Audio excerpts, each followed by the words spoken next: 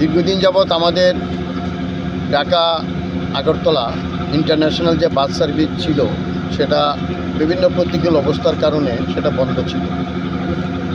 এর মধ্যে বাংলাদেশের সংসদ নির্বাচন ইতিমধ্যে শেষ হয়েছে, তাও জানি।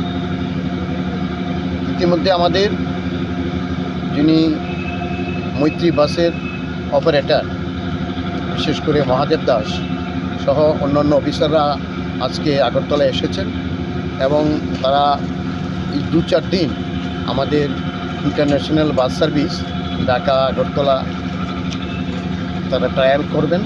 আপ টু 27 তারিখ অবধি ট্রায়াল করার তারা সিদ্ধান্ত নিয়েছেন। 28 তারিখ থেকে আগরতলা থেকে ঢাকা হয়ে কলকাতায় সার্ভিস চালু হবে। এবং সেই সঙ্গে এটাও আজকে আমরা আপনাদের মাধ্যমে জানাতে চাই যে আমাদের যে ভিসা হাইকমিশনার মানে আগরতলা এবং ঢাকা যে ভিসা হাইকমিশনার তারা ভিসা অফিসগুলি ওপেন করে দিয়েছেন, অর্থাৎ সরলীকরণ করে দিয়েছেন। ভিসা পাওয়ার ক্ষেত্রে আর কোনো প্রতিকূল অবস্থা থাকবে না।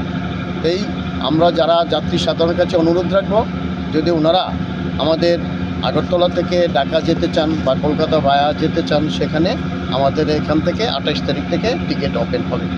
সেক্ষেত্রে আর কোনো রকম প্রতিকূল অবস্থা থাকবে না।